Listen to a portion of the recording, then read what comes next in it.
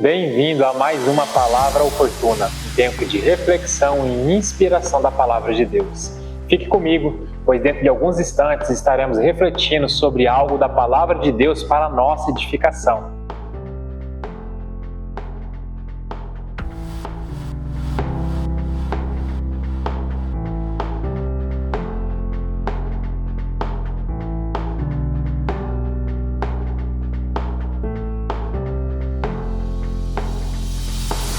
Graça e paz, voltei. Hoje o nosso tema está em medita dia e noite na Palavra de Deus. Esse é o caminho da vida.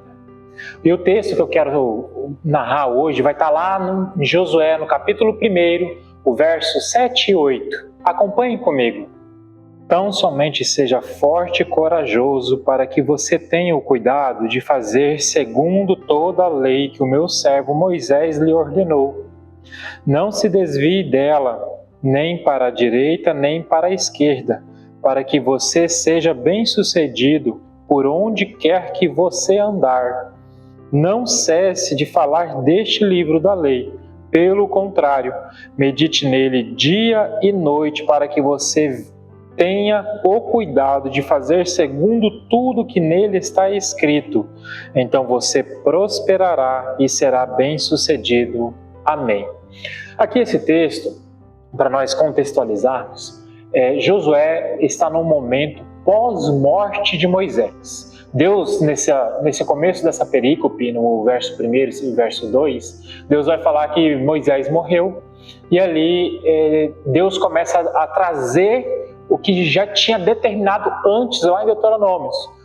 Ou seja, já tinha determinado que Josué seria a pessoa que estaria à frente do povo de Israel, que seria Josué que levaria o povo de Israel para a terra prometida, para os pais, das tribos de Israel, dos filhos de Israel. Então Josué que seria o sucessor de Moisés. Deus começa nesse capítulo já a chamar Josué para o propósito dele, e ali no verso 7, como nós vemos, Deus fala para ele, olha, seja forte e muito corajoso para que você tenha o cuidado de fazer segundo toda a lei. E aí Deus ainda fala, olha, medite no livro da lei dia e noite. Que livro da lei é esse que eu quero tocar nesse primeiro ponto? É o seguinte, essa lei, no original, no hebraico, vai estar escrito Torá. E é um consenso entre todos os estudiosos da Bíblia, teólogos, que a Torá, ela é os 5 primeiros livros da Bíblia, que nós conhecemos hoje. Josué, naquela época, não tinha a Bíblia como ela é hoje, um compilado de livros inspirados por Deus, orientações, livros históricos, povo de Deus, coisas que o povo de Deus viveu, coisas que Deus falou, todo esse registro histórico, tanto do Antigo e do Novo Testamento. Josué não tinha. Contudo, o que ele tinha que é chamado também de livros mosaicos, por causa que o autor é dado para Moisés. Então são os 5 primeiros livros da Bíblia. Deus fala para ele, olha, foco na minha palavra, foco nas orientações que eu já falei para Moisés registrar. Claro que eu estou contextualizando para os dias de hoje, mas é basicamente isso que Deus está falando para Josué. Foco e foco na palavra de Deus.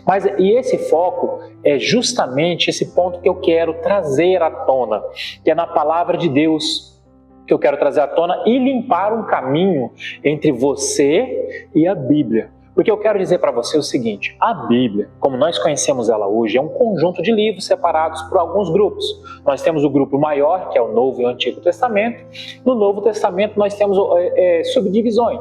Por exemplo, nós temos o Pentateuco, que são os 5 primeiros livros da Bíblia, a Torá, como nós conhecemos hoje.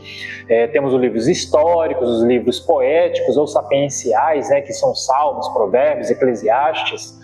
Sapienciais, para quem não sabe, são livros de sabedoria. E temos os livros proféticos, tanto profetas maiores e profetas menores. E aí nós temos o Novo Testamento. O Novo Testamento ele é composto basicamente por quatro evangelhos, o Evangelho de Jesus Cristo, segundo a ótica do narrador, ou seja, segundo a ótica de Mateus, Marcos, Lucas e João. Mas o Evangelho é de Jesus Cristo. E aí nós temos 21 cartas, entre vários autores, né? Mas os principais são Pedro, João e Lucas, né? Lucas e Paulo. E aí o Atos também, né? Que eu não posso esquecer de me referir a ele, que são os Atos dos Apóstolos registrados por Lucas. Então nós temos esse conjunto de livros e eu quero trazer para você o que eu quero limpar desse seu caminho entre você e a Bíblia, a Palavra de Deus. A Bíblia, ela já foi passada por um processo de certificação. Por exemplo, quando historiadores encontram um texto, os historiadores eles vão fundamentar, pesquisar se aquele texto é verídico. Como que é o princípio de fazer isso? Por exemplo, lá em Lucas tem um registro falando a respeito, olha, na época do governador Pôncio Pilatos, na época do fulano tal, e tal, e tal, e tal, ele vai narrar quem eram os presidentes, governadores e senadores daquela época. Claro que eu estou contextualizando para os dias de hoje, né? Porque hoje o nosso meio político, a nossa hierarquia política é presidente, governador, prefeito, e ali temos senadores, deputados, etc. Mas ele está narrando isso. E aí, quando os historiadores pegaram essa parte da Bíblia, aí eles foram caçar em outros textos. Por exemplo, os textos romanos, registrados pelos próprios romanos naquela época e tal. Eles perceberam que aquilo registrado em Lucas estava em outro texto totalmente fora do contexto judaico, fora do contexto cristão, uma outra realidade, um outro povo, uma outra nação, uma outra pessoa totalmente fora do contexto cristão. Por exemplo, nós temos registros históricos de Flávio Joséfo. Ele é uma pessoa ele é um romano, que ele foi separado para registrar o contexto histórico, religioso e político de Israel, dedicado para registrar a história de Israel para os romanos. E entender o meio religioso daquela época, né? Porque para os romanos era importante entender o contexto religioso para que eles pudessem saber governar os israelitas naquela época, quando o Império Romano dominava. E esse Flávio Joséfo, ele é uma pessoa que não se converteu, não há menção de conversão da parte de Flávio Joséfo para o cristianismo.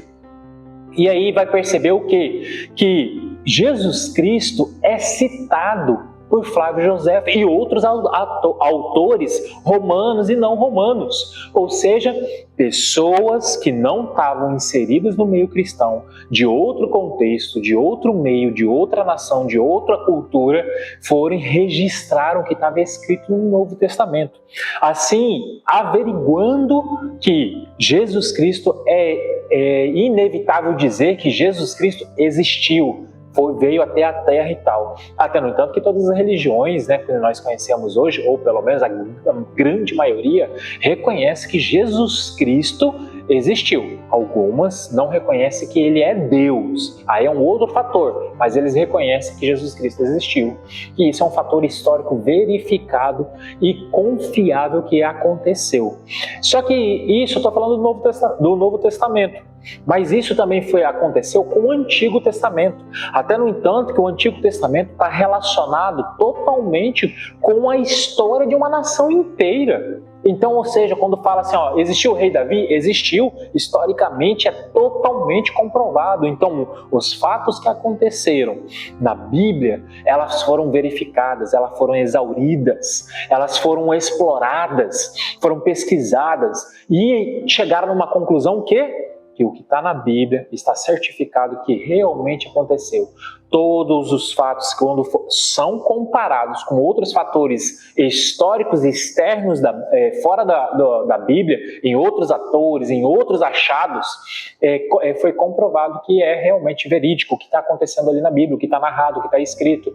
E claro que nós temos as questões das cópias, que nós percebemos que foi achado no Mar Morto, por exemplo, um conjunto de livros, um conjunto de bibliotecas que atestam, ou seja, que confirma que o texto que nós temos hoje na Bíblia, ele está extremamente original.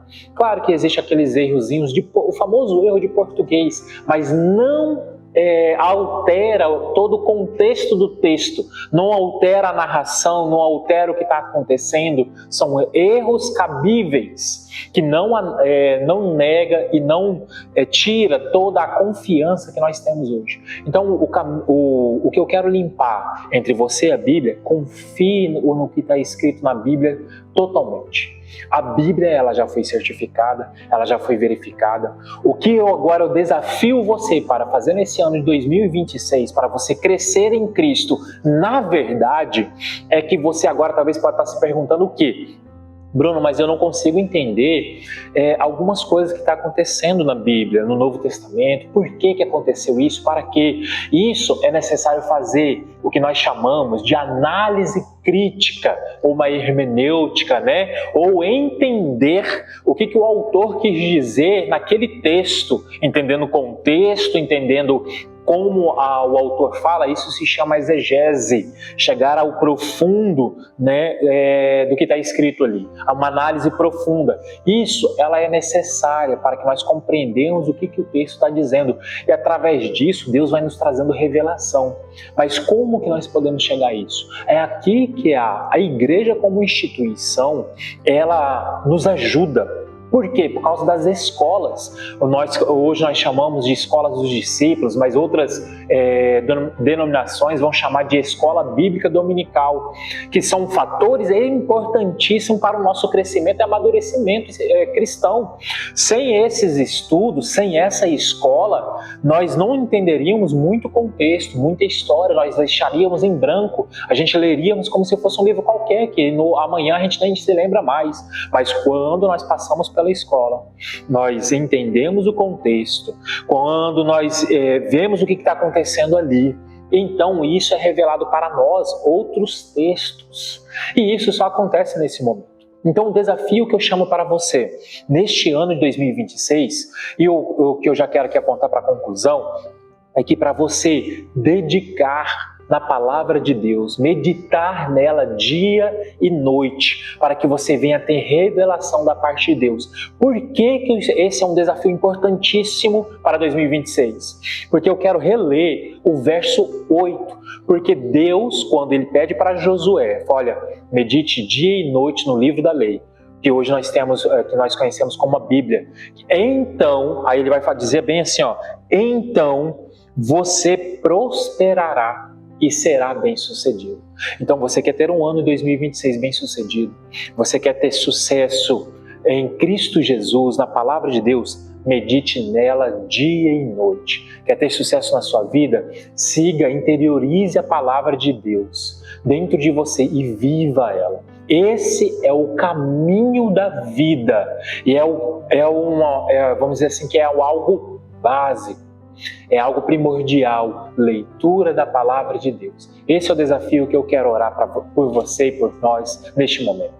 Pai, muito obrigado, meu Deus. Essa pessoa que está me assistindo agora, meu Deus, que o Senhor dê nela, conceda a ela, Pai, fome e sede da Tua palavra, e que o Senhor revele, meu Deus, a Tua palavra para essa pessoa, que ela sinta confiança plenamente na Tua palavra, no que está escrito na Bíblia, que todo impedimento da mente, meu Deus, caia por terra no nome de Jesus. Assim eu oro por cada um e cada uma que esteja me assistindo no nome de Jesus. Amém.